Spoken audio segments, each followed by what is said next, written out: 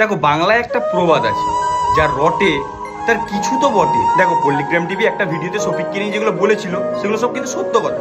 যেমন শফিক মেয়ে নিয়ে হোটেলে পড়ে থাকতো, মেয়েদেরকে নিয়ে হোটেলে যাওয়া।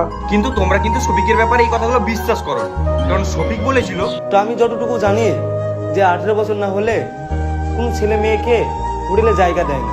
ওরে লেলা চুদা, এমন করে বলছে যেন ভাজা মাছটা উল্টে খেতে জানে না। তখন নাই হারুন ভাই এই কথাগুলো বলেছিল, কেউ বিশ্বাস করেনি, কিন্তু এখন তো তোর বউ নিজেই এই কথাগুলো বলছে। এখন হোটেল থেকে মেয়ে এসেছে 3-4টে একসঙ্গে একই বেডরুমে শুয়ে থাকে।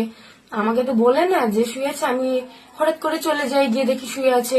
এখন তুই এবারে কিভাবে সিম্পেতে দেখাবি? কারণ এখন তো তোকে পুলিশ গ্রেপ্তার করে নিয়েছে। এই মুহূর্তে সব থেকে বড় খবর, এক জনপ্রিয় ফেসবুক চ্যানেলের সকলের জনপ্রিয় এক নাবালক হিরো সহ আরও একজনকে গ্রেফতার করল রেজিনগর থানার পুলিশ। পুলিশ সূত্রে জানা যায় নদিয়া জেলার থানারপাড়া থানা এলাকার এক জনপ্রিয় নাবালক হিরো মুর্শিদাবাদের রেজিনগর থানা এলাকার এক নাবালিকাকে বিয়ের প্রলোভন দেখিয়ে শারীরিক সম্পর্ক করার অভিযোগ দায়ের করেন নাবালিকার পরিবার। দেখো বাংলায় একটা কথা আছে, মদ মাগি মাংস এই 3 জিনিসের জীবন ধ্বংস।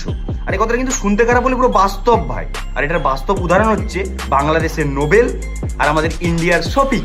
যাই হোক, এই ব্যাপারে আমি ইউটিউবে একটা ডিটেলসে ভিডিও বানাবো। যারা এখনো চ্যানেলটা সাবস্ক্রাইব করো, ইউটিউবে যাও, গিয়ে লেখো এক্সপ্লোর বয় সাহেব, চ্যানেলটা সাবস্ক্রাইব করে দাও। ডিটেলসে কয়েকদিনের মধ্যে একদম আলাদা লেভেলে চলুন দেবো, ঠিক আছে? আসছে খুব তাড়াতাড়ি। আর তোমাদেরকে কিন্তু লাস্টবারের মতো আবারও বলছি, মানুষের ভক্ত হও, অন্ধভক্ত কিন্তু না।